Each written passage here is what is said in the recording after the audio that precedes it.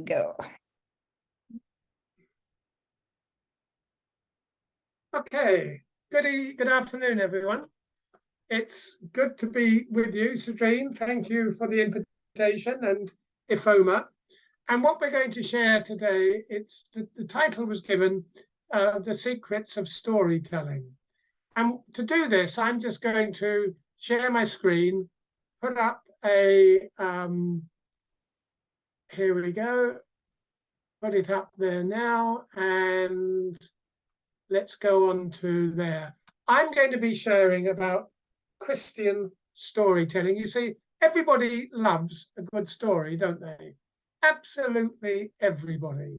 And we tell stories all over the place. You tell them at home. I guess you tell them at work as well. We certainly tell them in church.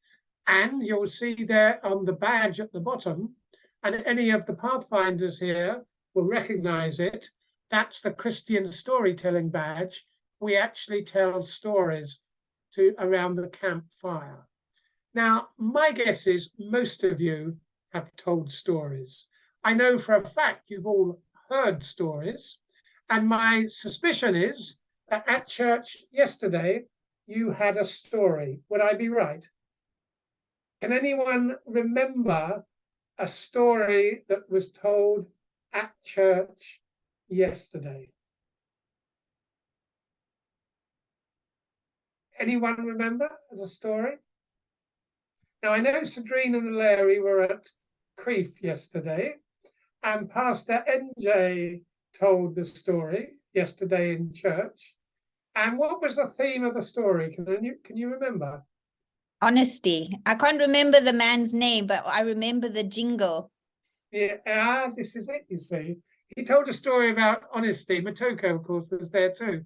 And he told the story, and he had some actions that were involved, and he had a little jingle, and he got the kids being involved in the story. And we're going to come on a little more about this. Has everyone here ever had the chance of telling a story? Have you told a story in church? I can see a Larry nodding at me. And I can't see everybody else. Sadrine, yes, well, Sadrine is the queen of storytelling.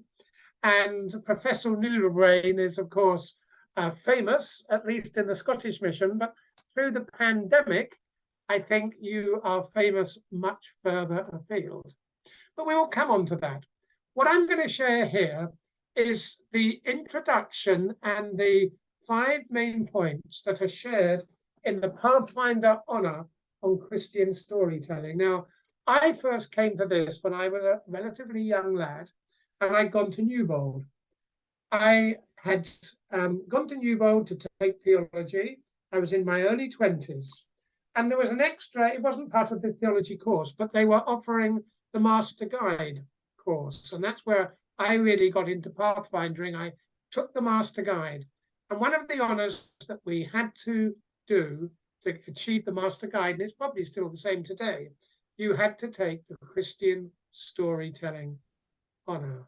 And of course, I can remember it being taught. She was an old pastor's wife called Gwen Martyr, and I remember her teaching the honour and getting us to be involved, and we had to be marked.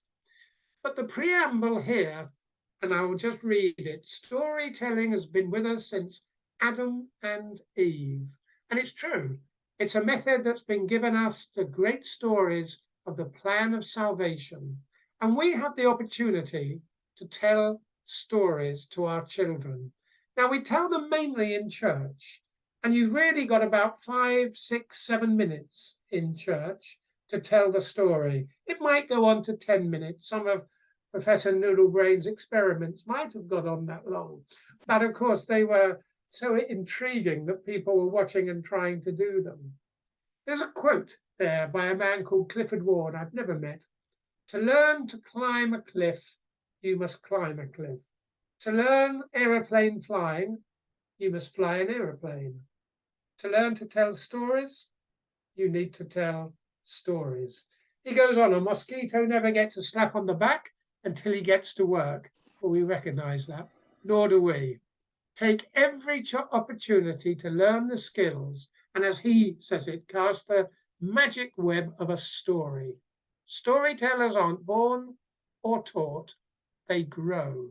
They grow when they tell stories. And I would love to see more and more storytellers throughout the Scottish Mission. We have some great storytellers. I'm going to say Pastor Marcel, when he was here, he would always tell stories from the bedtime stories. And he was great at telling stories. Sadrine is here. There are others who are great storytellers, but I've seen lately, and particularly in my local church, more and more young people that are keen to start telling stories. And it really is good. It's exciting to tell stories, and you've got the kids' attention while you tell the stories. Now, the introduction they give to the course on Christian storytelling, and we are talking of Christian storytelling. We're here to tell interesting and relevant stories to make the Bible come alive, or a good character trait, or a lesson that needs to be learned, but you weave the story. And it needs to be interesting. It needs to be a story we know. But look right on the bottom of that slide. It says, present the story to children, not adults. And that's quite key, because too often we tell the story to adults and children are listening. The audience is really the children, and the adults are in the congregation and they're there, but they're listening in. That's not their part. This is the children's part of the story. And so we meant to make sure it's the children who benefit and learn the lesson. The parents will enjoy, and they will probably take part and laugh or learn or sing the jingle, but it's the children we're telling it to. And before we start, we obviously are going to present what we do to God. We're going to pray about it. We're going to prepare about it, ponder about it, and then we're going to launch in. Now, the material in Christian storytelling has 5 sections, and you can check this through on those who are doing the Pathfinder Honours, and it's a great honour to actually do. The first section is know the features of a good story. Now, what they teach in the requirements are the story requires a person, a hero or a heroine or an animal with a problem to be solved. And you've got about 5, 6, 7, max 10 minutes to be able to do that. They have a problem. It could be a decision. It could be something that they've got to sort out, or difficulty that they get into. And a person is struggling with something. As it says there, it could be as simple, you get the hero up the tree, you throw something at them and try and get them out. Now, I've got a ball here, and one of the stories that I've used, it comes from Uncle Arthur's bedtime story, was a boy, we'll call him Bobby. And for his birthday, what he really wanted was a new ball. And he got this ball. Now, he had a nice shiny new one. Mine's quite an old one that's actually going down now. And he's pumping up. But he had this new ball, and for his birthday, and he went out in the garden and he played with his ball. And everyone here has played ball. You can kick a ball, you can catch a ball, you can throw a ball, you can play ball on your own, but it's more fun when you play with somebody else. Balls have been used, I don't know, forever. And even if you can't find a ball, people have made balls out of all sorts of things. Well, Bobby had his ball, and he had a great afternoon. The sun was shining, everything was good. And then Mum called him in for tea, and he left his ball. And that's when things began to go wrong, because as he came in to have his tea, the ball was left on the ground. And I can only think that his garden had one of those fences you can see through. And when he was in having his tea, 2 big boys walked by, and they saw the ball. And they either climbed over the fence or went through the gate, and they picked up his ball, and they started throwing the ball to each other. And he only realized after a time, as he looked through the window into the garden, and he saw his ball, And what they were doing, they were throwing it further and further away. And in the end, they were throwing it over the fence into the field behind. And one of the boys went round into the field and they threw the ball. Well, eventually, the ball didn't come back. It had got lost in the scrubland of the field. And the boys got fed up and went home.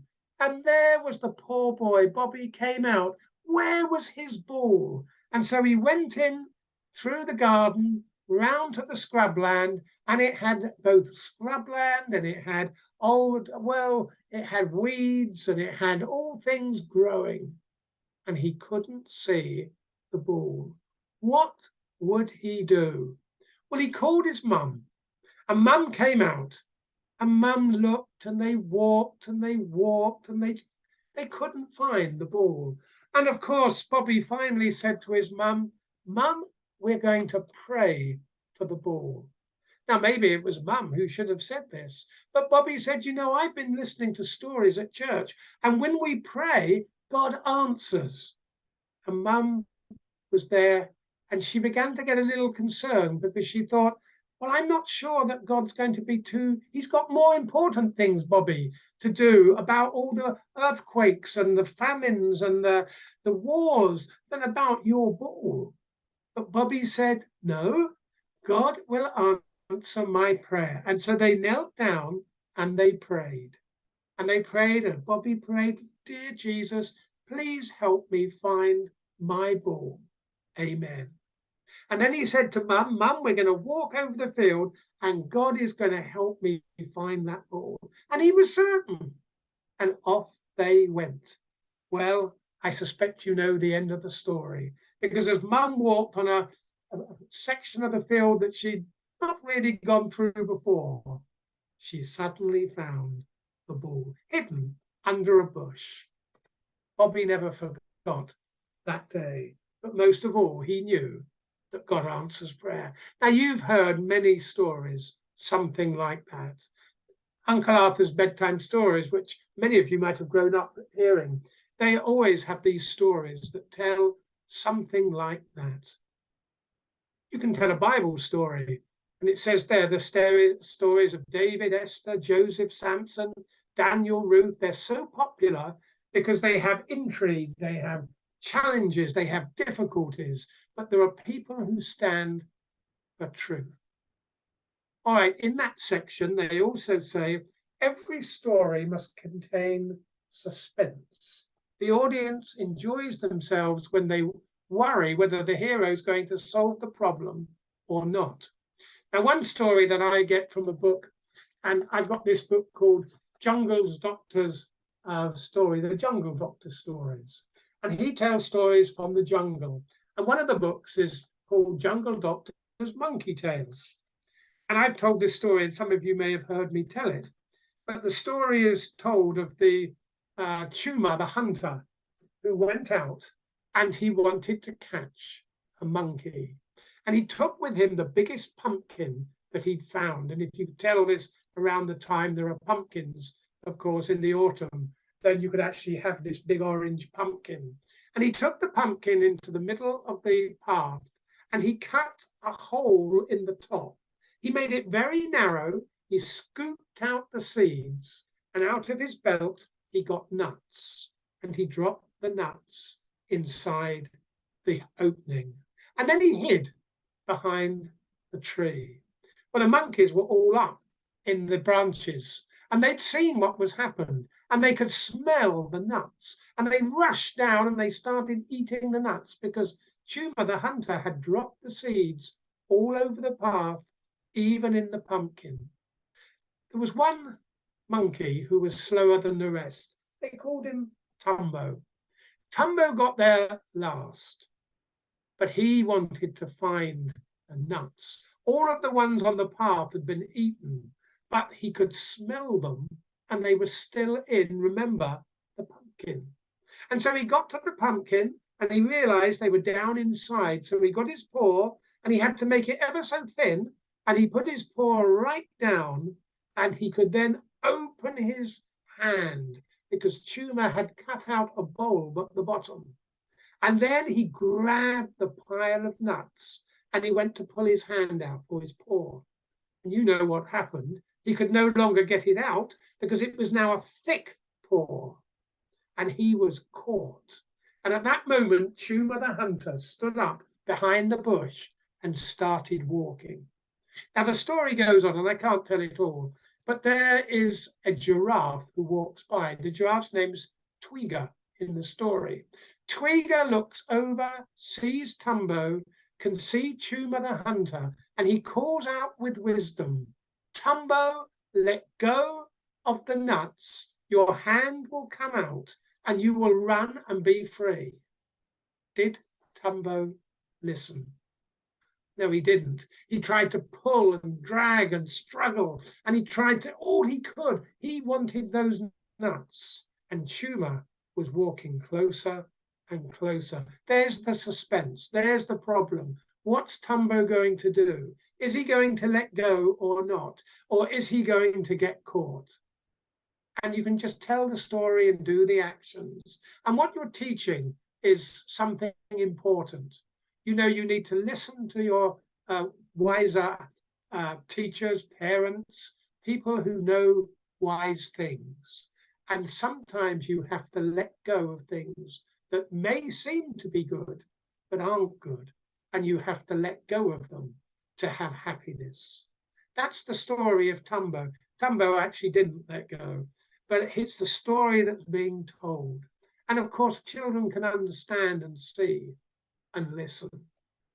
All right, I have to move on.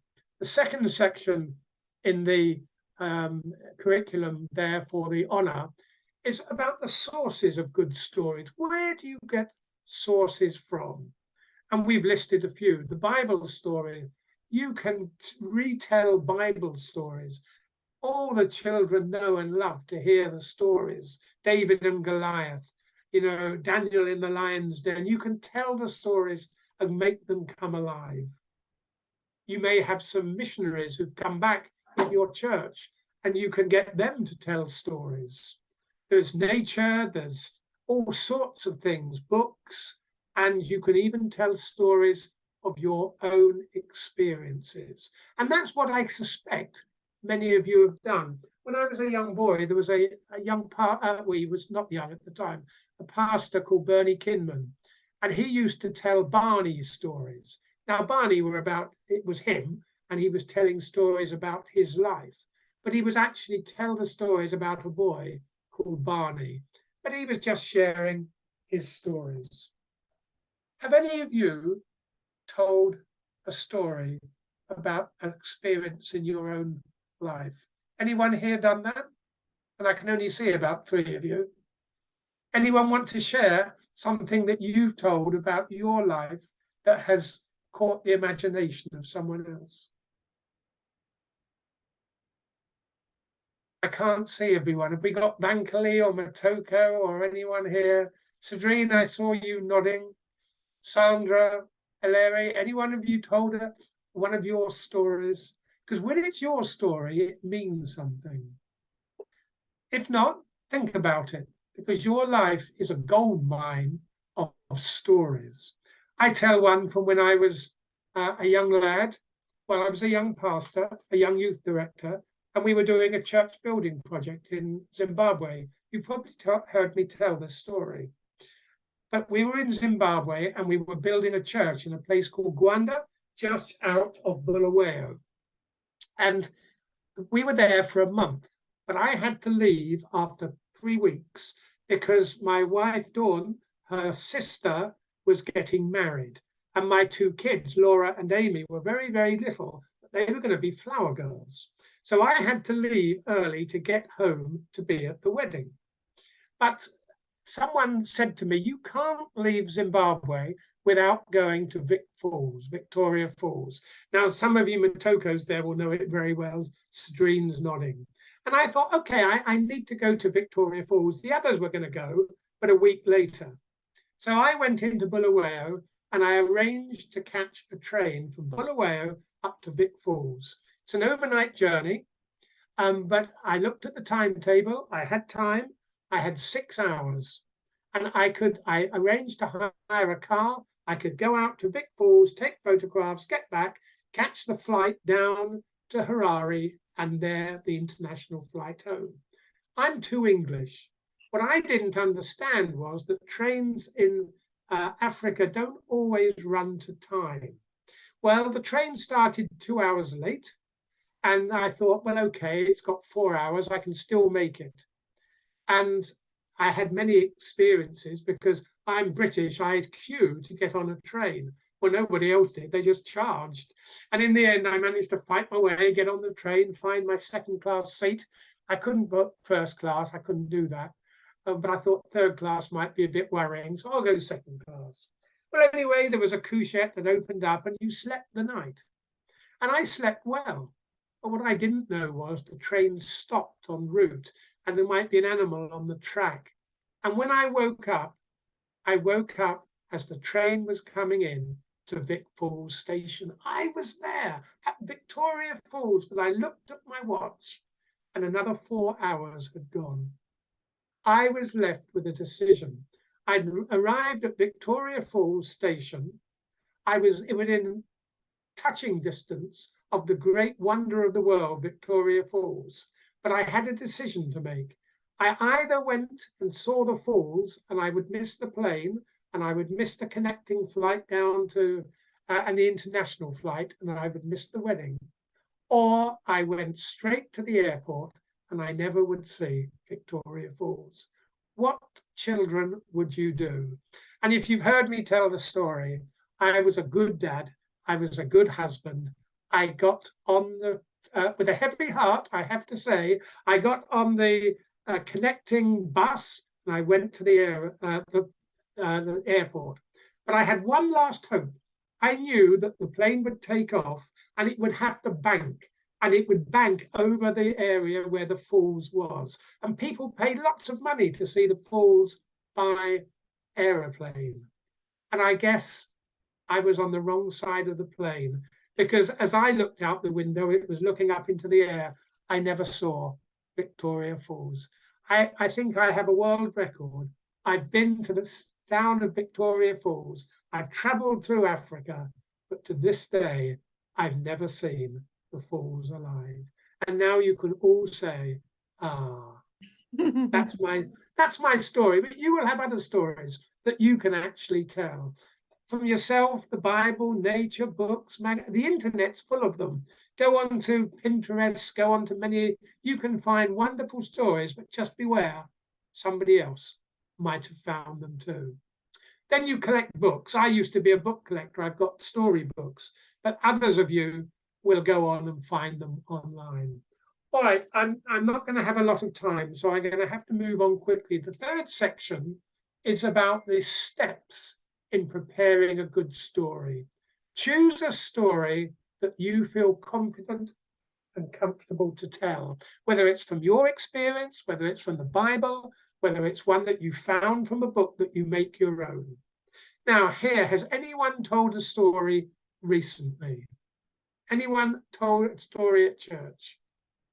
When was the last time you told a story? Sadrine, when was the last time you did it? Probably over a month ago. All right, you'll be back in the saddle soon.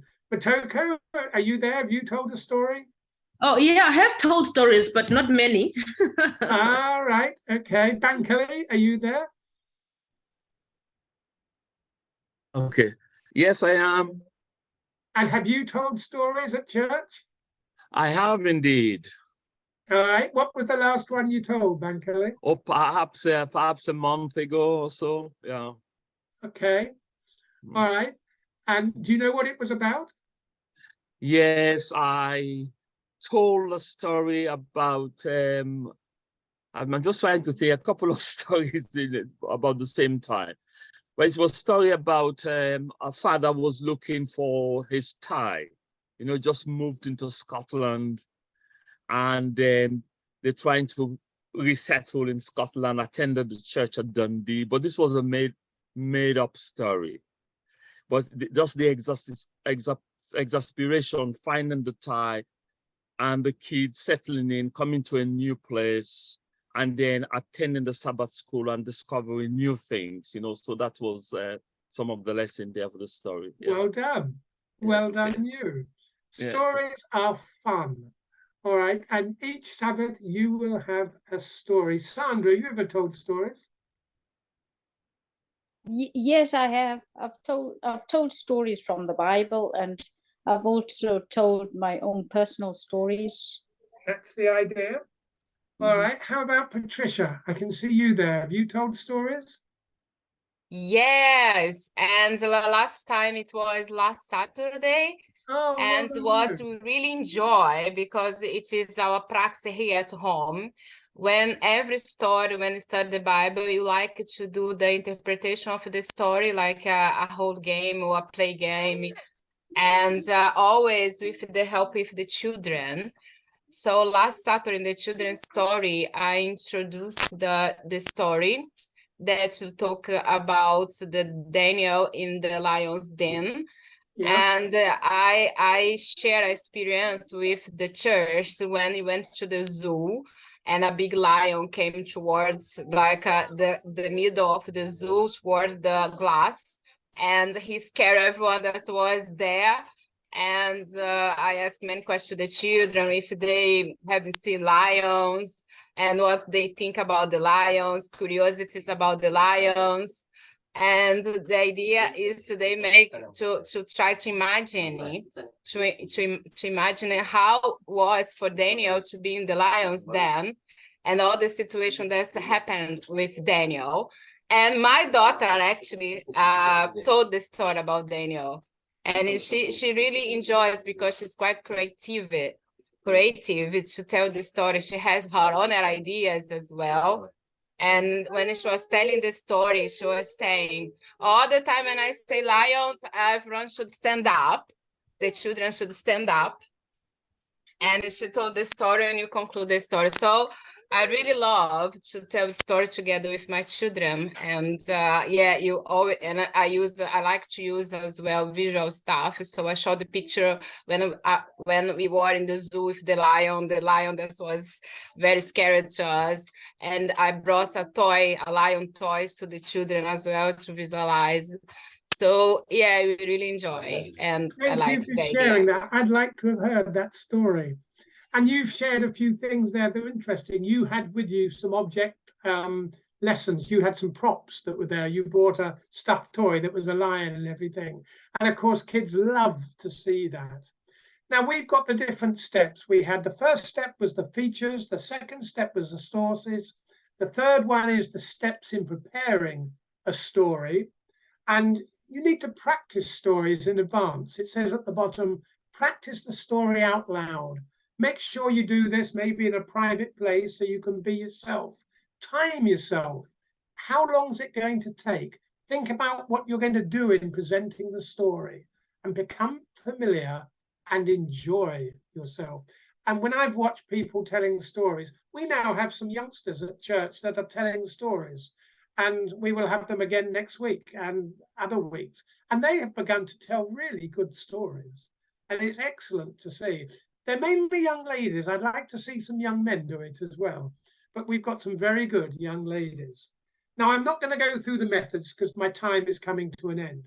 And I'm going to share the PowerPoint with Cedrine, and she can send it out. There are here about 11 methods. But the first one I just want to point out, it says, be confident, smile, stand up, commit yourself to the Lord, number 2, be excited about your story. But when it says at the beginning, be confident, smile, stand up, I'm not so sure that's always right, because sometimes it's better to be down at the level of the children and be on the floor with them, or be sitting there rather than just standing and you're the big adult and they're the little children. I actually have learned this from watching some of the good storytellers, and to be down there with them, I think helps you tell the story to children, not just to adults. But sometimes we're up on the pulpit and you can't do anything else but stand up. But if you can be down with the children, I've seen Ivana when she was here, Pastor Ivana, and she would sit on the floor and she would have the children around her, and she'd spread out her mat, and she would have different things that they'd be looking at, and she captivated them. Now, I'm going to share this later, so you've got the methods of telling the story. But number 8, if you can see that here, when you reach the climax, stop. The audience has anyway. You can ruin a story by getting to the climax and then going on and preaching a sermon about it afterwards. The kids have learned what it is. They understand. In actual fact, Jesus didn't always explain the parables, did he? He left people going away having to think about things. And that's not a bad thing. But the danger is that you're going to keep on going. You need to, and actually, for those of us that preach, we need to learn when it's time to stop and not when it's time just to keep on going and try and reiterate it. There's some good stuff here, in actual fact. You will be nervous, particularly the first time you do it, but that's not a bad thing. But if you've practiced, you know it, and you put it to the Lord, it will be good. And then finally, you present the story, and I'm going to have to end here because I'm going to run over time, Sadrine. But, you know, you can tell the story through dialogue. You can be an onlooker. You can tell it in the first person. You can even get the audience participating. And they suggest here about the lost sheep. Well, every time in the story you use the word shepherd, the audience can call out, hello. And when in the story you use the word sheep, they go, bah. And when it's a lamb, ma. And you can get them taking part in the story. And they are part of it. And of course, kids absolutely love that.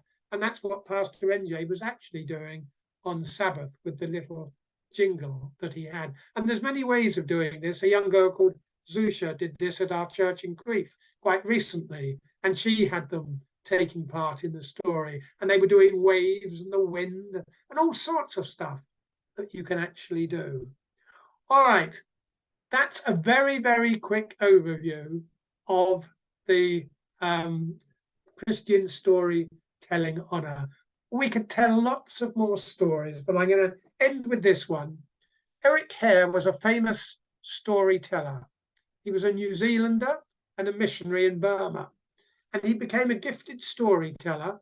And he wrote these 7 principles down in the introductory notes.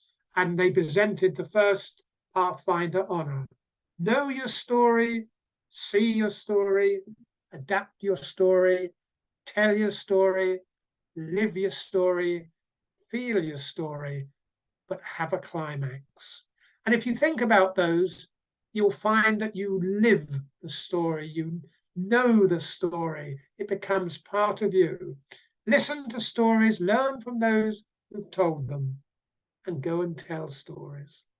And it will be a great thing. You will gain yourself an honor.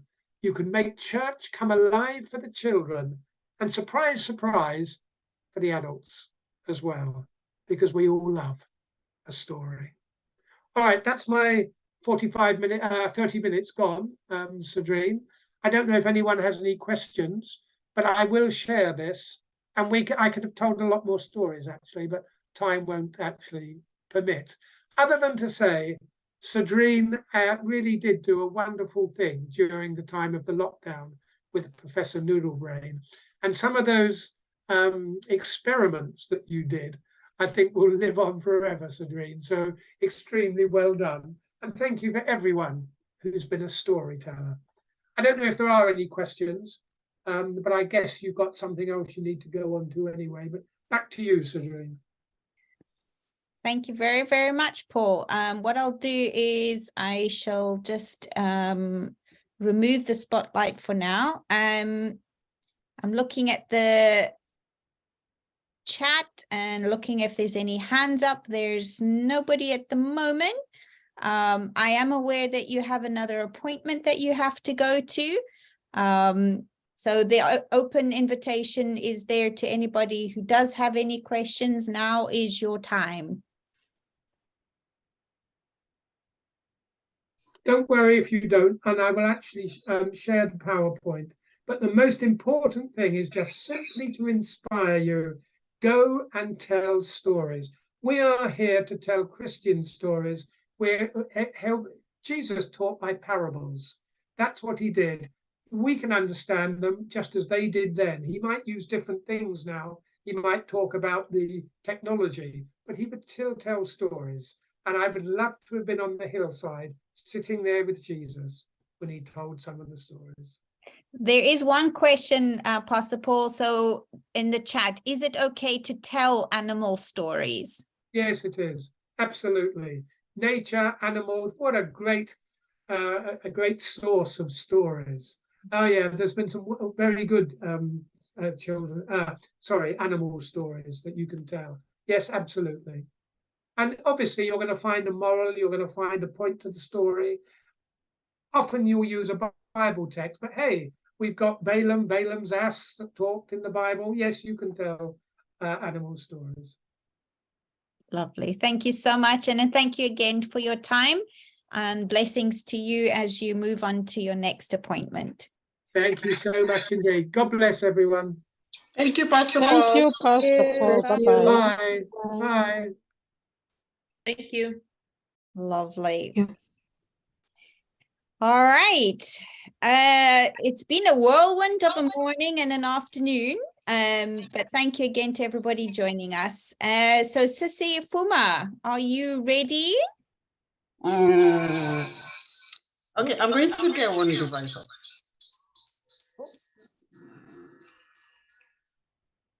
Yeah, a little bit. Not sure, I have had all the challenges that I cannot even imagine myself just to get today ready, but to God's glory, I think we would have to talk about something. Okay. And while the sessions were just going on, I think I was trying to look up and try to catch up with the presentation. Hope I don't take too much of your time. Okay. So do you want me to, are you still co-host, or did that drop off? I don't think I am right now because I switched off the device that I was co-host with. Okay, so that should be you co-host again. Okay. Okay, good afternoon, everybody. And I can't really share my screen. I mean, open my video, but I think I can share my screen. I don't know how if that is the glitchy thing is going to affect that, but hope it doesn't. Is it? Is it glitching on your side? No, it's not. Oh, then I'm fine. Hope it lasts. Okay, so we are just going to look at the many other things that we could possibly do in children ministries. We have been blessed with a lot of things, and considering our children's spiritual life that we have been told about by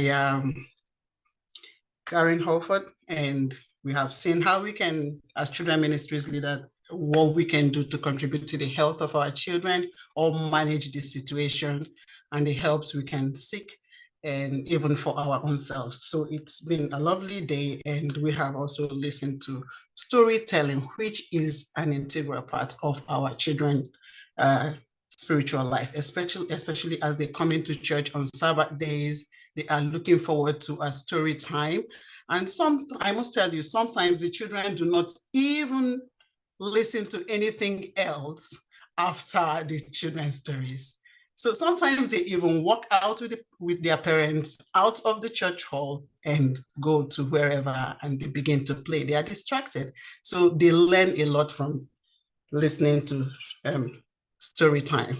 And so it is best that Pastor Paul has just done so much justice to it, to bring it to a good understanding, and we can begin to tell very good stories, as I have regularly heard from the churches that we visit and those that visit us as well. But in addition to that, our children ministries call, because I believe it's a call. Everybody here loves children. We all love children. I'm really sorry I can't look at you as I do this presentation. According to Cedric, she said, it's possible you have not updated. So is it glitching again? It's not. It starts. No, Your camera is just glitching, but it's not affecting the PowerPoint, so we can see that absolutely fine.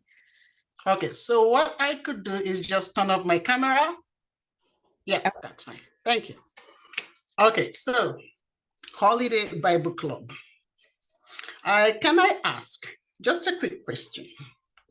How? And how do we spend summer holidays with God's children? The children we have responsibility to take care of in our churches or community centers. Do we have suggestions? Just what have you done in your local church to make summer memorable? Anybody can answer. Yeah, I can say that for 1 second. You can say that you had different kind of activities in the nature. You had like a picnics, you had sports day, you had some like sport exploring, walkings in the nature. Yeah, basically. Beautiful. Beautiful. A lot of things we do in our local churches, and I know if you have some answers you can share, because this is a gathering of all Scottish Mission Children's Ministries coordinators from the local churches. So whatever you share here might be very beneficial to someone else that can replicate it in their own local church. So if you have an idea, please do share, because we are all learning from ourselves. Okay, so summer comes and we have a lot of plans. We have vacation planned out. We have a lot of activities that we want to cover just for that very precious moment. And we want to spend time with children. We want to go visit grandpa. We want to learn a new skill. We want to do a lot of things that are fun as families. But as local church members, we could as well add to our list of activities for the children to give them a memorable summer, either before they go on vacation or while they are within town, because not everybody really goes on vacation. So we could really spend time with them. And that's where Holiday Bible Club comes in as a church. It's a local church activity that we could prepare to do. So one would ask, what is it anyway? We just know that as children of God, we want to have more of the Bible. We have looked at some stories from childhood. While growing up, we have grown up with Bible stories that have been told to us by church leaders, by church members, by storytellers, and by Professor Ludobrain and many others that tell stories. So, but we want to see if there is a possibility of reliving the experiences of these stories. Some of the stories you have heard have come from the Bible. And for us as Children Ministries coordinators in the local church, we want the children to feel more than just hearing the stories. We want them to experience the stories. So the Holiday Bible Club is a period of time where we plan to make sure our children, the children in our churches, in our communities, come into church and experience the stories that they have seen in the Bible, and also relive the lives of those that have lived in the time of the story we have told. So it is a period of week, maybe one full week or half week or 4 days or even less. But it's not, I don't think you could achieve that, those experiences in less than 2 days. So maybe that would be another program you probably want to do. It could just be a craft afternoon you want to do, but with still story. But if you have to do a Holiday Bible Club, it is for a period of maximum of a week or even more. Okay, so, and who can attend the Holiday Bible Club? The benchmark sometimes is within from 5 years and above, depending on the capability of the team to take care of younger children, older children, or the children that are available in the church. So you have to plan based on what your environment says. The kind of children you find in your church, if they are over 7 years old, that's fine. If they are under 7, some maybe 5 would just be a limit, because the others will require, the other younger children will require more parental attention. But for 5 years, I think they can begin to come into holiday club. But it is a decision of the local church and the children ministries team. You choose which age to start and also which age to end. Some would say S1, which would be 12, 13, because it might be very boring for the older ones. But some, like in my church, in Aberdeen Church, we stretch beyond, we get to the older children, even to 16 and just 16 or 16-year-old, and they participate in other responsibilities. So the older they are, the better for them if they can participate as support for the team. So it covers up to 16, but the fun and the activities in some packages might just be very, very young and would suit children that are younger in primary class, P1, P7, thereabout. Well, but in all, it is a fun week of games, music, jokes, and surprises, a lot of things to go. And sometimes God-sighting activities that children would just need to get involved in. So it is a period of time where we choose a theme to work with, and we are basing our activities on that theme. And the theme could be based on the consideration of what the church, the children ministries team would want to do. So we'll just pick a little bit at what other churches have done. This is from Baptist Church, Districts Baptist Church. And they say that Children Holiday Bible Club has brought in over 100 children from the street and the surrounding area. And they come to this club, and the experience various activities like competition, stories, songs, and everything that they can present to them, planned out for them. So this is a door to bring in as many children as possible to the church at one time. And here in Aberdeen as well, we have had experiences of parents. Sometimes you can say it's a way for busy parents to just lay off some responsibilities while children are on holidays. So we have had parents that would say, okay, when is your holiday Bible club coming up next? We would want our children to participate. At least that is the activity we have for them for the first week. So they plan ahead of time to factor it into their own program for the year. And this is lovely. We inform them, and the children come in. The first week is engaged. They plan for the other 5 weeks left for them, maybe for a trip or maybe other activities, because there are other holiday clubs going around the community. So it is one way of evangelizing younger children.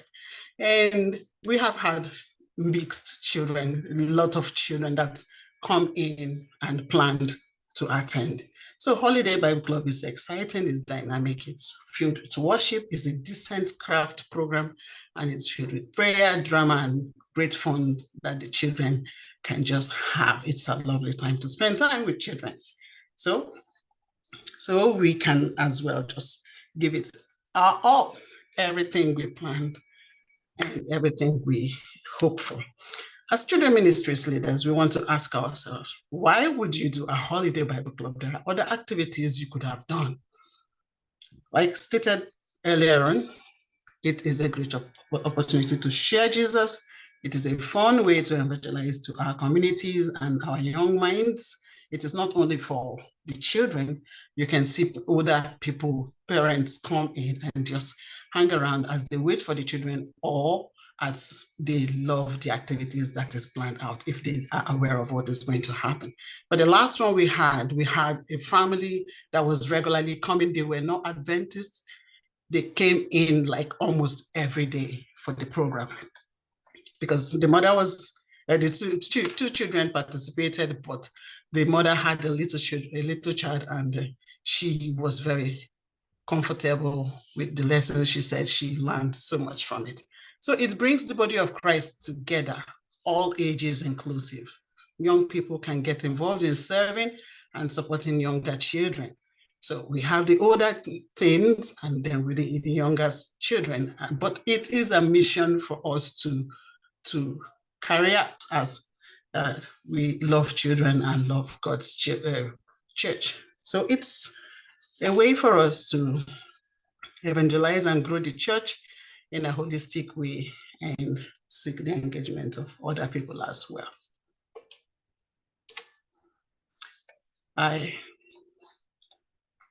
Okay, so if we have to do Holiday Bible Club, because it's just an option that you can choose from of the many things and activities that you want to do in your local church, Holiday Bible Club could just be one of them.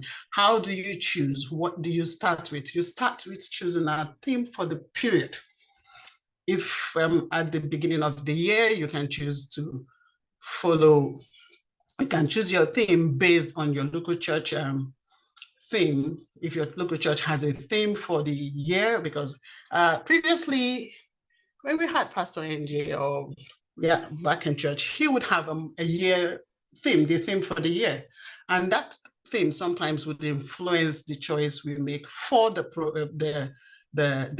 projects we are going to engage in for the children, as though as it's a way of linking the children to the general church projects.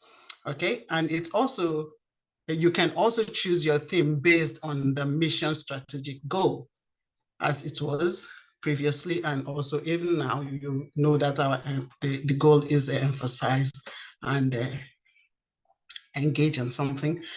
So you can base your theme for the year based on what the mission is intended to achieve. So you can also look at the global events, the things that are happening around the world, and you want children to understand better what it is, or you want to tell them the biblical side of the event based on what it's so that they can relate with it based on how God what's God's point and position, considering what is happening to our world at the time. So anything can influence your theme. It could also be just the decision of your local team, or it could have been inspired by a verse in the Bible or a story that is in the Bible, or the availability of resources that you have. You can just create something that informs the mind of the children based on what is available in stock. So our timeline, if we choose to do Holiday Bible Club, a year before time, 12 months, or during your budgeting time, because I see most churches would budget at the end of the year for the next year. So at the time of your budgeting, you can look into what activities you want the children to enjoy, and also what would it cost, what would it require, would you need training. After you have met with your team and chosen a theme, you can then begin to look for professionals that can help with training if training is required, and you begin to check how many people are going to, how many hands would you have for support. And when you do that, you also check their PVGs. If they are up to date, you begin to provide training. And if the package you want to execute, that is the Holiday Bible Club package you want to execute for that period, requires some extra training beyond just having the stories being told, because some might be very in-depth and you want professionals. Like one of the very first ones we did in Aberdeen was New Start. Yeah, it was, and we needed somebody to do CPR, teach the children how to do CPR. So we got a first aider too, but that had to be arranged and discussed before time. So you get prepared a year before. It's a long time planning, but that's what we do in Children Ministries. We plan, we execute with the children in mind. Okay, so where can you get your complete packs? Because you don't, it's daunting to develop your own package all by yourself and execute them. So you could get already packed, already prepared packs that you can just order online and or register, subscribe, order them, and it will be delivered to you, and you and your team can work with them. You can get them from eden.co.uk. You can go to Go Teach and Scripture Union. You can get them and begin to work with them. We for the past period, we have stayed with group VBS. Group VBS is the resource people that we have engaged with and used most of their packages. So the packages we have executed are just Dare to Be a Daniel. Egypt was our very last one. Wilderness Escape, New Start, and Shipwrecked, which was previously before now. And the other was developed by ourselves. Yeah, it was quite a work, but it was fun. Okay, so what would you do if you choose to do Holiday Bible Club? You have to plan ahead, like you said. You start 1 year before to make the choice, and then when you make the choice, you have to begin your work. And 3 months to 6 months before the start, you really continue with prayers and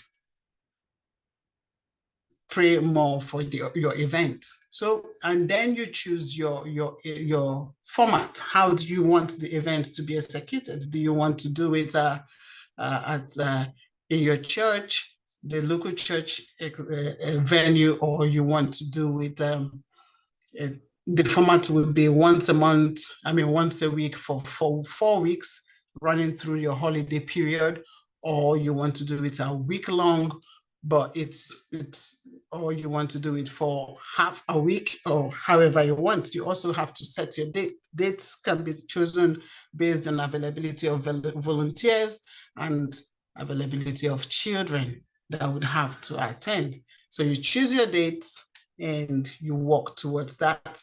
And you can decide to choose a director if you are not the one if you are not in position, or maybe you are not able to handle it for the year. It could be that the children ministries leader for the year, for that period of service period, is not available. Maybe you will be traveling for that year, but the church is intending to have a holiday club. You can choose somebody to be the director and set up a team that would work with that person to achieve the goal. So yeah, so it has to be done if you have chosen to do that. So you set a budget. You set a budget based on the package you are going to execute. If you are doing one from the VBS, the group, Eden, anyone, you look at the resources, you begin to prepare your budget for it and start collecting decorations, which you might not pick them all up at once. You can pick them as you find them. You go shopping, you have a list, you find something that could be on the list, that could be beneficial to the decoration of the venue, and you pick them up at the shop. But just ensure you keep your receipts to account for what you have bought. So 2-3 months before the time, you can begin to plan your publicity, which can be on Facebook website. You can make flyers, and you can begin recruiting human resources, which could be individuals from the church or volunteers that would want to come in. And because you have defined what the project is, you have stations that that are part of, because the packages, if you get from the group one, which is what we have used, they usually will pick a story that helps you to divide people according to families. Okay, so, and these could be stations, could either be called families or different stations, or tribes. So if you now have to recruit resources that would work at different tribes and stations. So you estimate your enrollment list, and if possible, if you have a website, a church website, a local church website, you can put that up and begin to update your website for registration. So begin as well to order your materials. What we did last was Egypt, so we ordered our Egypt materials, and that, yeah, for the things we could get, we needed to get online. But the big buy, the other things, because of space where to keep what the resources you have got, it's possible that you do not have enough room to keep all the things you have bought. So you might do big shopping the week before the week of the project itself. So explore your church facilities and see how beneficial it is to the program you want to do. Okay, so when it is just 8 weeks before the time, you begin to identify your family leaders. That is, if the package you have gotten has got families or tribes, you begin to identify the tribe leaders, you assign them, or you begin to tell them, would you be available for this tribe? You'll be this tribe. Okay, if you're just available, we'll put you in, because volunteers also are busy people. You have to work with their schedules. So early information really does help. So you can start your publication, maybe making banners and posting them if you have them printed. So begin to gather supplies, which is continuous. It continues till the last day, because sometimes things are more expensive when you buy them too close to the time, but if you find them by chance, you just pick them up. So you plan your daily schedule. You begin to draw up what the activities would be before the end of the time.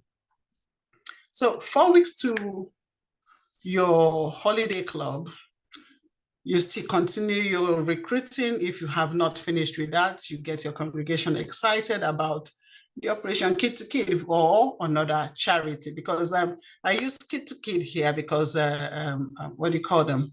VBS is really interested in Kid to Kid. Kid to Kid, Operation Kid to Kid is a charity that helps VBS that VBS uses to reach other very needy people around the world. The last project we were part of was water in India, and so in the course of doing Holiday Bible Club, we also asked that parents should give their children a little something to give for charity, and they brought in a little bit of money, what they had for their week, pocket money. They divided, some put in some, and we were able to support this charity, the water charity. Others you could do with ADRA, look at the project and then promote them. It is a way of also teaching children to give back what they have, as not everybody is privileged as themselves. Okay, so the next, and we can continue publicity, just continue doing what you're doing. Is part of the planning, and it continues till you are at the point where you have to execute it.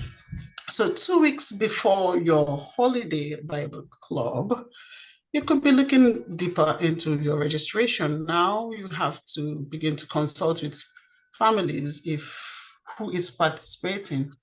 Maybe your local church, you begin to check them up and see if they are inviting people, who is coming, how many from which house, which area, and publicity. Just keep continuing with publicity, because that is it. So you make a backup plan for emergency plans in case somebody calls off as well, if a volunteer is calling off, or some supplies are not being delivered early, or maybe you have ordered from VBS and there is no delivery yet. You begin to look at alternatives. So early planning is very important. Okay, so the week before, just the week before, this is very important. Dedicate your staff. Dedicate your staff, your volunteers. You can put that up in your group chat if you have one, to commit everybody that will be part of it into prayer. If you also have the privilege, you tell the church about it for staff dedication. You pray for them. You pray for them. It's a very spiritual activity. We are dealing with God's children, and we are responsible for them in this period of time. So we need to commit every effort to God in this period. So you now begin to also assign families to participants, and you meet the staff again. If you have to rectify some things, try to keep contact with your team. It's very important. They need to familiarize themselves with the materials, their parts, and what activities they have to do, their resources for the activities. They need to familiarize themselves. Some of them would need to do a little bit of a practice, because some of the activities might not just be what they are used to, but as recommended to deliver a good experience of that package, your staff needs to be informed. So more meetings will be advised.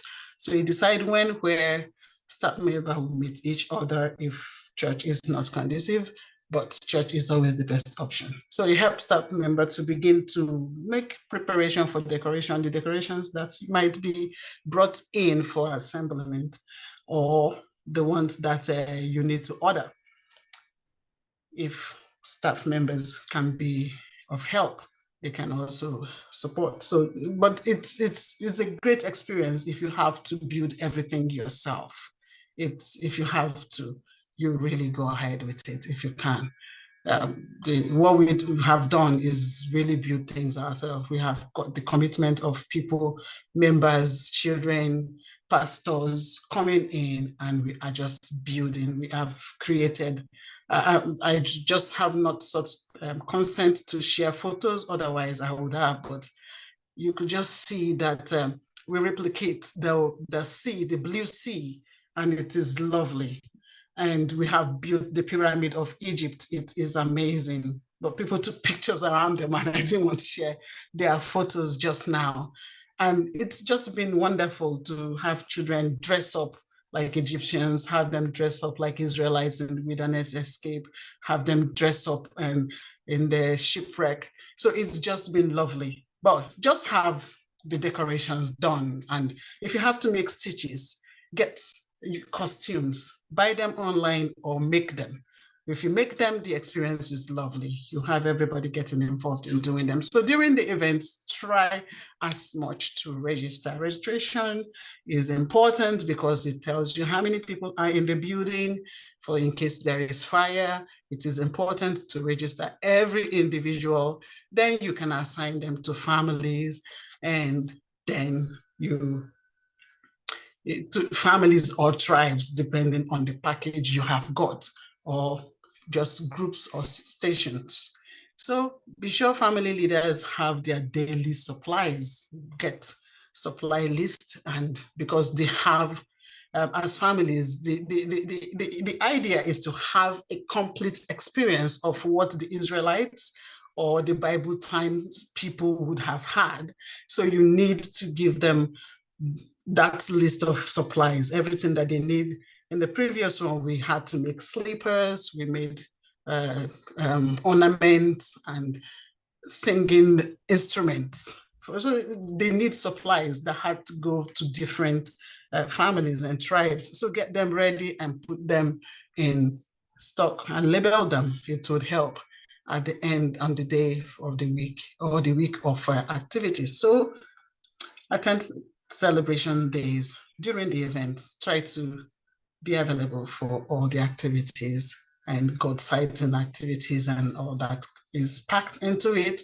So give announcement during celebration, pick into different tribes to see what they are doing, follow up on them, ask them questions, see how the children are feeling. The excitements are always so good, and the expressions. So during the event, still continue to help your staff be the best at what they are doing. The staff, I mean, could be teens or those a little older ones, the ones in the midst of the children that are a little older than the younger 5, 7, 9 years old children. You make them to tribe leaders, you make them assistant tribe leaders So they work with themselves. They help to coordinate it teaches them leadership and organization. They manage the children themselves.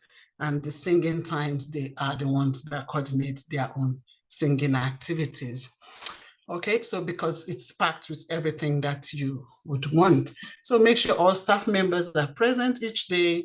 And if there is anybody that is calling off, please try to explain to the families or the tribes who would be absent and who is replacing them, because the leadership roles are very crucial. We have children that are younger that need attention. So their tribe leaders and assistants are very important. So make sure staff members have the supplies they need. You cannot overemphasize that, because that is what they have come for. They have come to do activities. So get them supplies. Okay, so help with discipline problems as necessary, because the children are children. You let them be children, but you have to redirect them in the path that they ought to handle their issues. They would have issues, they would come to you, they might bump into themselves in some activities. We just require them to do obstacle course and other activities.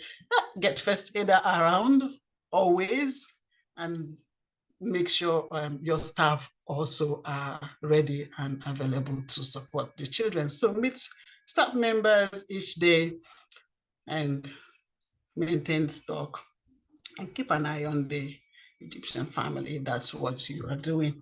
So yeah, so always finish an event, maybe the holiday club, with a celebration. A celebration can be that you are finishing with a graduation, which is just a ceremony, or if you want to issue certificates, that's fine. But the Fridays, we have always had celebration with them. We ask the children to bring in their own snack and they share with somebody else. So it's another avenue for them to share. So the time for the program sometimes is 10 to 1 p.m. most times. So this is a time for them to really just have time for themselves, be children, and away from regular Sabbath program. It's a day they can be noisy in the best ways. Yeah. Okay, so during the event again, remember, register the new one. I think I've been through this, haven't I? Yeah, I have. Okay, so am I going back? Ifeoma? Okay, so with the activity all finished, I was just pushing the wrong button. Okay, with the activities all finished now, so you need to just provide the families with block. The packs we do, what we do is at the end of it all, we give the children everything they have ever done through the period. And we pack with a lot of notes, the follow-up notes that the children need to learn from. We give those to them, their jotters, their activities, their drawing, their painting, their ornaments, everything they have created, to just get them a pack. So it's a finishing pack for them. And then you send off the donation that you would have got for charity, you send it off to the respected group that you have supported through the period, and you collect your reusable supplies, see what needs to be trashed off and what needs to be kept for the next year. Then you leave the key area of decoration, leave it as it were to the next day, which is usually a Sabbath for us. We finish Fridays and we have our graduation on Saturday. So when the parents come in and the church members come in, they have a feel of what the children have had through this period. So it's just always fun to look at it. So follow up with those that have come as visitors. Try to, in the form, the registration, if they have registered online, keep up with them. If they have completed the form, give them a call, follow up with them, find out who they came through, if they came through a church member or they just saw the ad and they came in, find out who they were and pay them a visit if you can. But if not, regularly keep in touch and invite them to come back the next day. Keep them informed on the next activity that is coming up. So you can put together all the photos you have taken and have a video or a slideshow to just keep everybody happy, because the children really like to have a recall of what they have done, what has happened through the period. It's fun. So you also make a report to the church. A lot of money would have been spent, activities done, the church premises used. So you need to make a report to what had gone on in the period of time. So meet with your entire team. These are parents that have left their homes to be devoted for this period. Meet with them and give them a warm hug. It is important. Appreciate the best of people, and they would come, they would be available to help again with smiles. And so we've all had a good time, and it's been a lovely time doing Holiday Bible Club. But is that where it all ends? No. What if you get the shock in this church? Wow, we've just had a good time. Some people would say, wow, we never thought that church could be this good. We never thought that we could make so much new friends. We have met people and we have just had fun and learned so much about Jesus. Some people would have done things for the first time. I know the period we came from, the area where we were living, we used to come with about 2 or 3 people. Though we had regulars that would ask for, when is it happening again? Let's come back next time. But we had these ones that followed us every day, and they had never prayed before. Children that had never prayed before they would come into the group and they find themselves saying their very first prayer. They are just listening to that very good news of Jesus. It registers in their heart. They just know that, yeah, this group of children we meet at school are church members. But is that all? Sometimes they never want to come back. What experience have they had? Do they want to come back? But some might just want to come back the next week. And if they come back to that same church premises the next week, would they find something as attractive as it was that 1 week of holiday club? This is where another mission comes in. As children ministries leaders, we just need to make it a point of duty to ensure that church is not only fun, or it's not just going to end. This fun and freedom to learn Jesus is not just on the week of Holiday Bible Club, but it continues by the activities we put up for the children, what follows up. So after Holiday Bible Club, it is our mission, seriously, we want to take children even more seriously.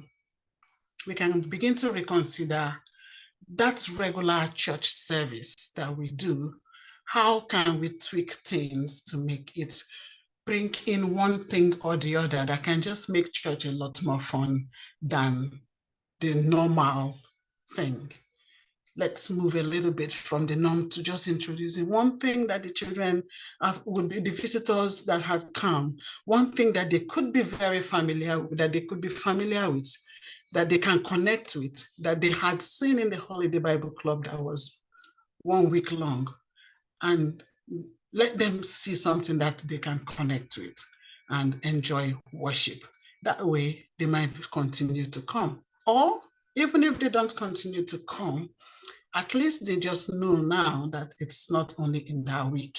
I met a girl at school where I went for tutoring. She had come to the school, to our Holiday Bible Club last year.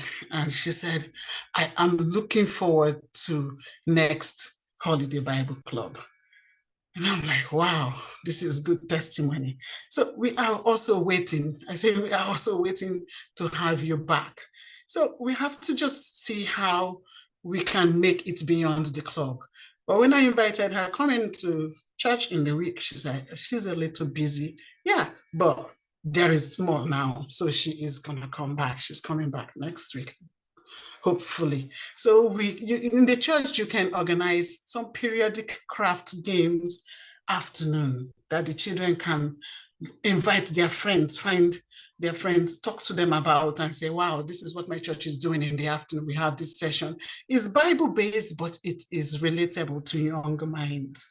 It will help them come to church, to visit your church. From visitors, they can become members. So take the children on a singing fair in the park. If Auntie Toko will relate, we had that very good session at Duffy Park when we went out with the children. We sang and they loved it. And you never know who it blessed, because people stood and they heard the children singing these beautiful hymns as we sang with them, and the games we played. Do a nature walk with the children. As much as you want to bring in people, you want to keep the children that are at church in church. It's our mission. And let the time spent as children ministries leaders not be a time to say, wow, this was a big waste of time for our children. Let it be time to say, yes, there is tremendous change. The church service for our children is different. Let us have time to just go out to the winter garden, pay a visit, do picnic, do outdoor things. And if you have to wear costume, maybe wear something that would advertise the church, points the children to the group that identifies them. Yeah, wear something. Most times when we went out, we would just wear the Pathfinder clothes. People would ask, who are these people? Why are they here? What is it? So that it begins to trigger curiosity in the heart of people. So make children ministries fun. Take them out for outdoor evangelism if they have to, or door to door. Just drop things in the post box. It doesn't hurt anybody. You just drop it in. Yeah. We receive mails from here, from Jehovah's Witness, from the Redeemed Church. They just drop their Rhapsody of Reality in our houses. So why can't we put in our steps to Christ in somebody's door, through somebody's post box? Do something. Tell the children to do something. Let's have freedom of worship. Okay? So, and if possible, just incorporate something that relieves the children of their activities. Thanks to God, we have just started a little bit of afternoon gathering for young people, for children, for everybody that can come into Aberdeen Church and have a cup of tea, maybe have a bowl of soup. And we have also added a midweek math club to it, such that the children from around schools around can just come in and do their homework there. And at the end of that, the last Thursday, a boy had to pray for the first time. He said, wow, I have never done this in my life. But he prayed. He only said, well, it's not difficult, just say thank you, Jesus, and that is enough. And he practiced his prayers for the first time. And he said, okay. At the end, we all said, amen. I said, come back next week. So we are hoping that more children are coming. And as they come, they have the first time experience. So beyond the holiday club, make it lively for children to be able to invite their own friends and say, this is how and what is going on in my church. And that would give them confidence to be able to evangelize. If it's possible, let the children have children divine service, where they are ministers themselves, they are deacons themselves, they are serving and worshiping in their own environment and in their comfort. That's where they can invite their own friends to say, oh, I am preaching next Saturday. Can you come see me? And it gives them confidence when they are able to prepare their own lessons and sermon, and they can preach to their mates. It means they can talk about Jesus at school with their companions, with their peers. Let's create an environment of training for them. Okay.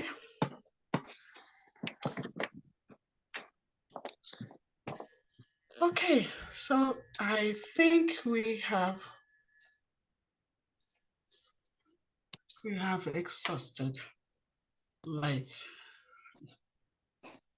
yeah, so it's so much could happen that that could transform the church, and it engages with children and families in their communities. So the Holiday Bible Club can just run as a catalyst for change, but the other activities will help to keep the children coming. If they don't come back, don't be perturbed. It is the work of the Holy Spirit to indeed convict people of change and bring them to Christ. But your part is to present them with opportunities to have this word go out. Don't feel like it's a failure that the club did not bring in one person continuously. If one person was able to visit, that's fine. If also the children at the church themselves are able to enjoy the session, it is also good for them because it keeps them in church. They grow up and they get to the point where they make decisions. They go out away from parents and they still have memories of the times they spent in church. Let us make it memorable for them to always come back to church.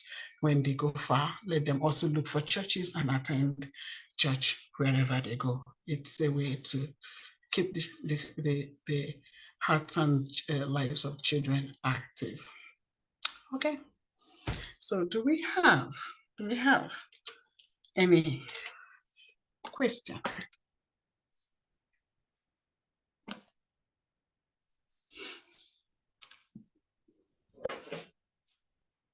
I think I hit 42. Thank you, Sis Ifeoma. You've got a lot of experience there, and I'm sure that everybody has benefited from that. And thank you so much for sharing your experience, your knowledge, and suggestions with everybody. I know a Redeemed Church, for you guys, the Holiday Bible Club is one of your highlights. And I think if anybody could take a couple, days leave or something and volunteer, I'm sure they would learn a lot just by being part as a volunteer for that time where possible. So yes, feel free to ask any questions to Ifeoma.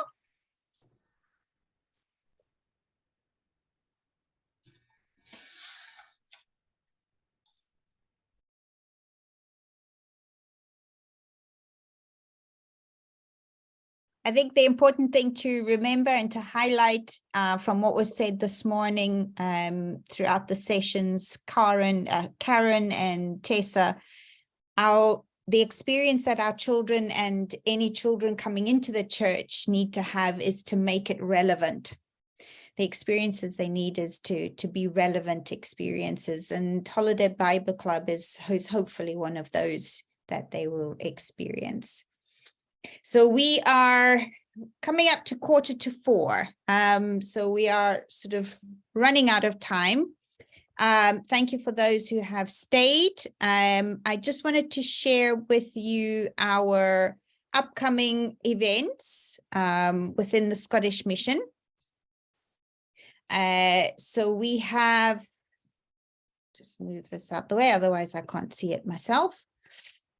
So on the 18th of March, this is not only in the Scottish Mission, but it is Global Youth and Children's Day. So across the Seventh-day Adventist Church.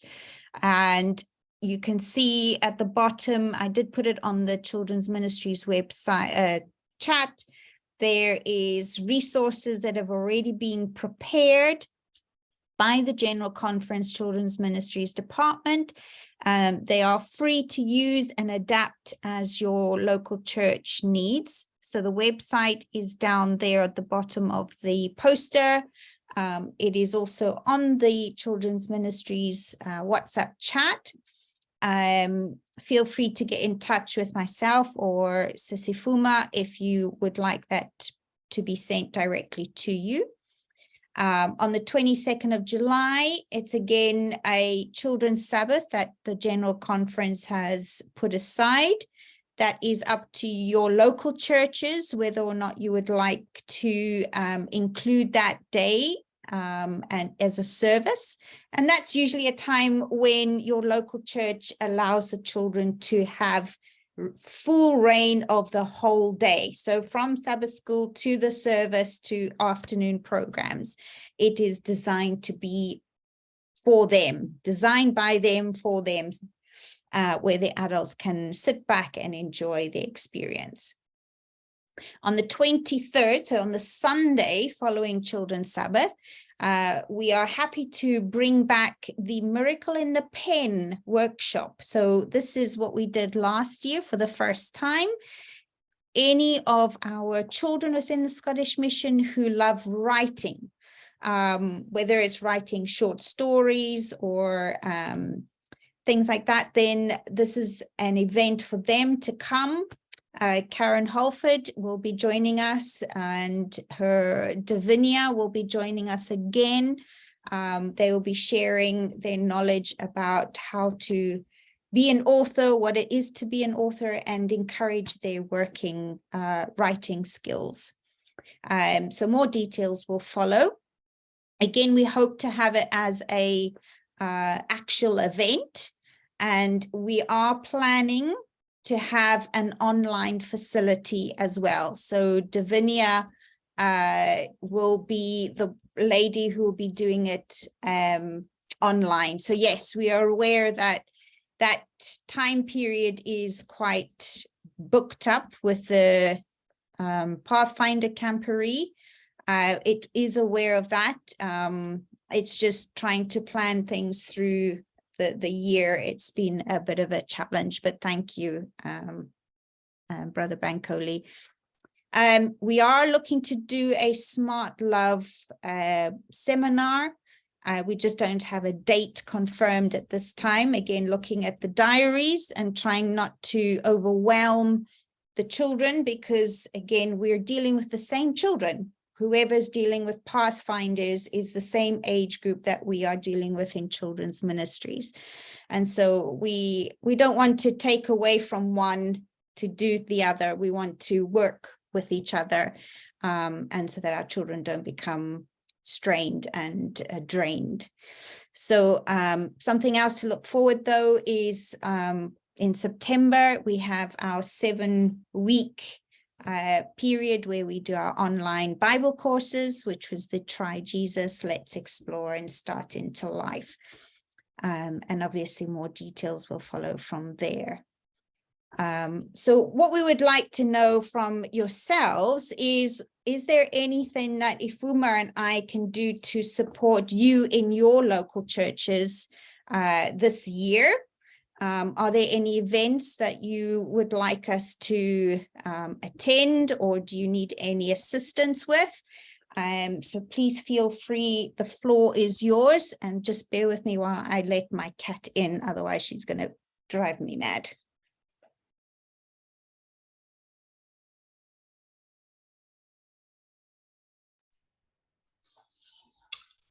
Okay, any program to support parents? Elder Bankole had just asked if there is any program to support parents. Okay, so we can add that. Yeah. Previously we used to have, we had the Parenting Week, which was just ensuring we work with parents to prepare them to deal with challenges at home, to handle the issues with parenting. But we haven't done that this year. So if we look at our calendar again and find activities that we can include to swap or change, or maybe work with one, we could get something into getting parents involved. But as it is this year, we do not have any yet for parents, or probably we will include that for next year's plan. Patricia, did you have your hand up? Oh, yes. Yes, I want to say thank you for all the information of the Palestinians. This was really important. and especially because we are at Edinburgh Church, and Edinburgh Church is a kind of I feel a little bit like a small church that it is missing a little bit that human resource. So and it is the reason that I'd like really your support to help us to set up some programs, and yes, and maybe make the people be more engaged. And I as I know, because I'm new here, there are a lot of people that are still missing going to church regularly. Yeah, so the human resources is quite like few, and yeah, if you can help us, it'll be great. Thank you, Sidrin. Okay.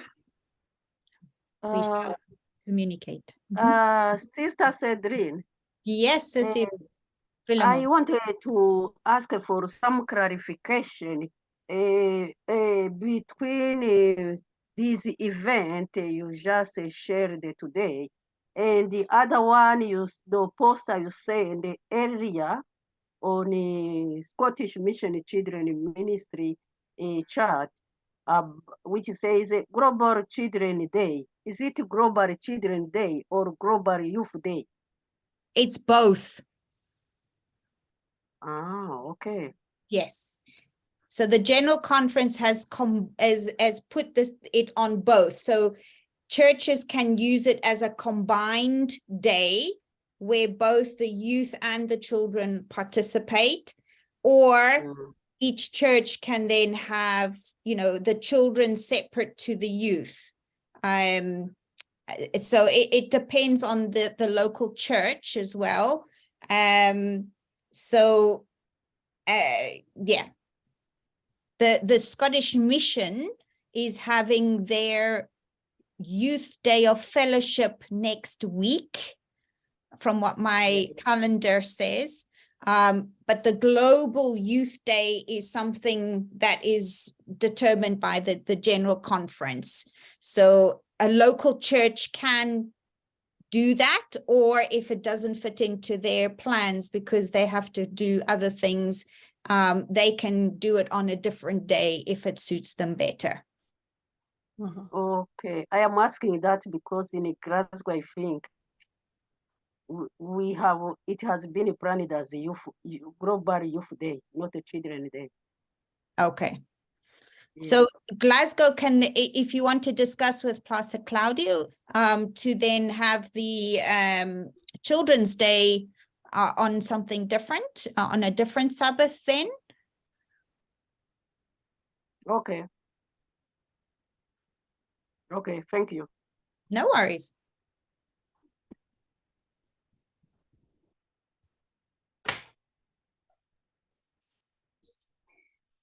Wow.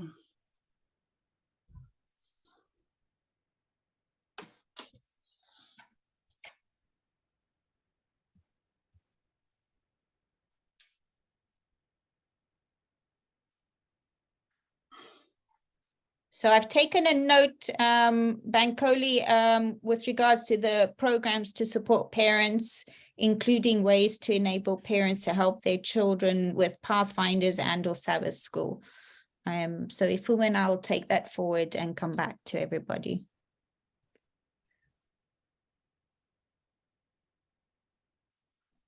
Okay, so do we have any more suggestions? Anything we think we can, a little bit of challenges from the churches? What do you want to share that we need to be informed about?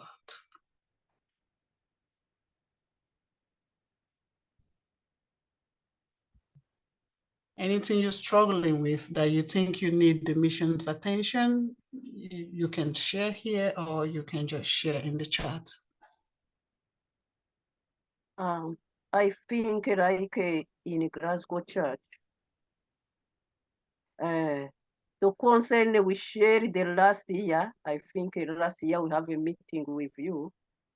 It have not changed. We need more support to encourage parents that to help children attend Sabbath school or children ministry event is is a way to nurture children and to build their foundation from the young age to learn about it, to get a knowledge about the love of God.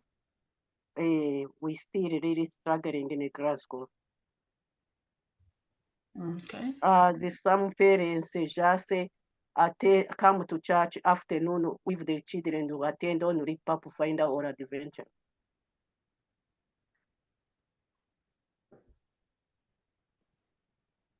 Okay. Thanks for noting that. We will get back to you where necessary. Is this, etc. You're thinking anything? Not at this time.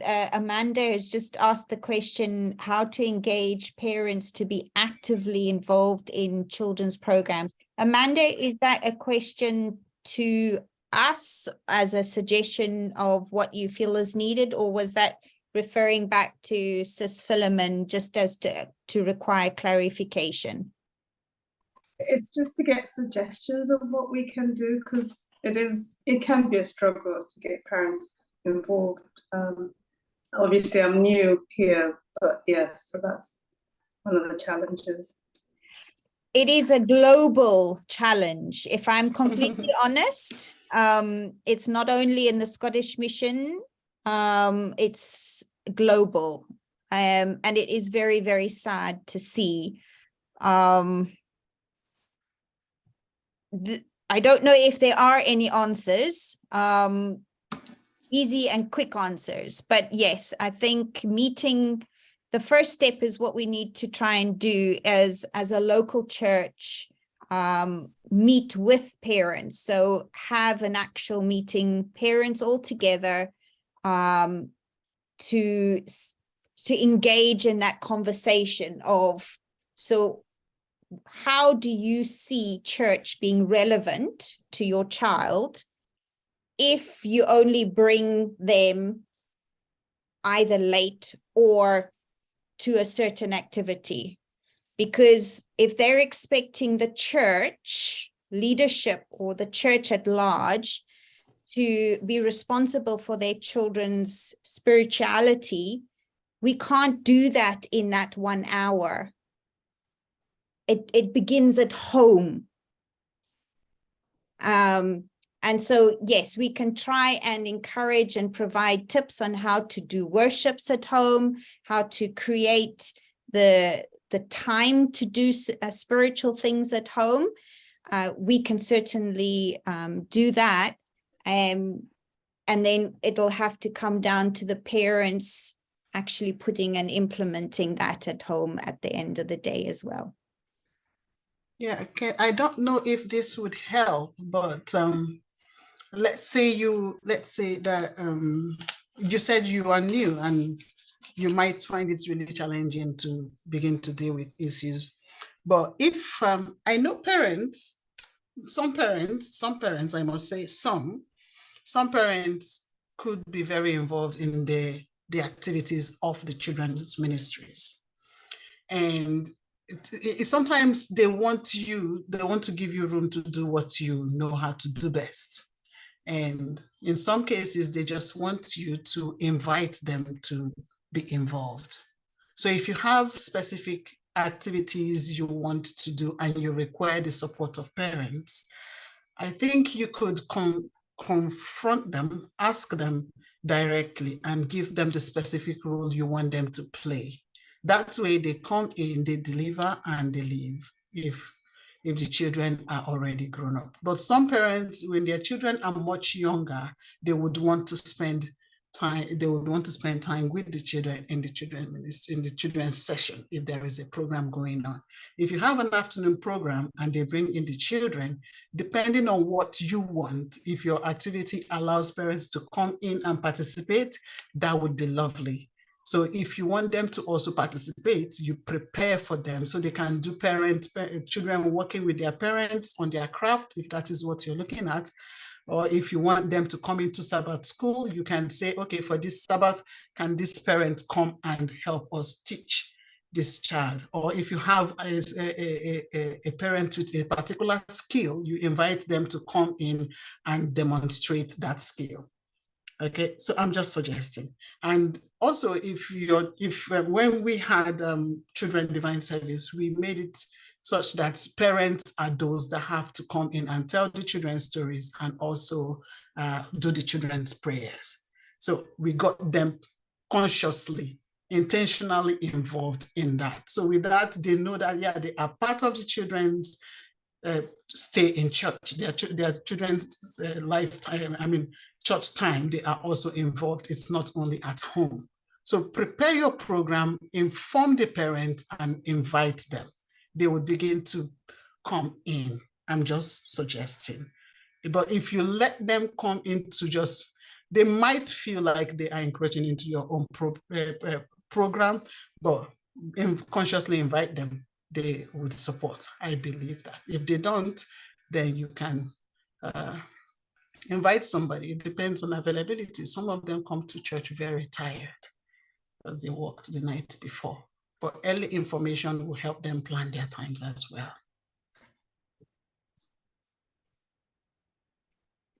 Thank you. Sis Blandine, I've written down your request about how to include children, especially those with disabilities, in programs.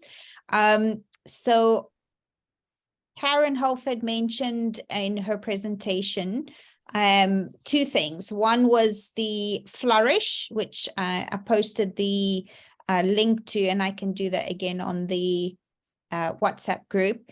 But she also made mention that she has done a webinar or a presentation on intergenerational worship. And intergenerational is not only from the youngest to the oldest, but it is inclusive of everybody, including people with special needs. So I can get the link to that presentation as well, and I can share it on the group. And it is something that I'm sure Karen would love to come and share with us, as she mentioned, how to be able to share some of these and tools on how to include different needs in the churches. So we can liaise with Karen as well. Would be great.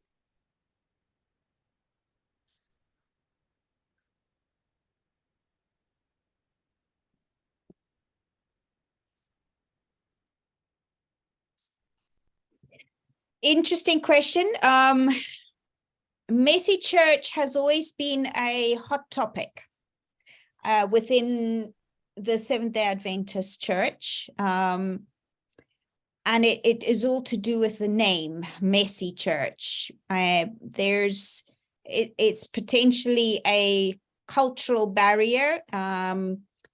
Some people feel that church is not supposed to be messy. Church is supposed to be organized. But it's not obsolete at the moment. There aren't any actively messy churches going on, but we did introduce it to the Forth Valley district towards the end of last year. And it was something that they were considering to do. So it's definitely not obsolete. It is also a way of encouraging people from the community, children from the community, to come in on a Saturday afternoon where you have craft time based on a theme, and then you have a little worship together, as well as then a meal together at the end. If there are people or churches that would like to know a little bit more about it, then please do get in touch. As I say, some churches do feel that it's not something that they like, but if it's something you're interested in, then please do feel free to get in touch.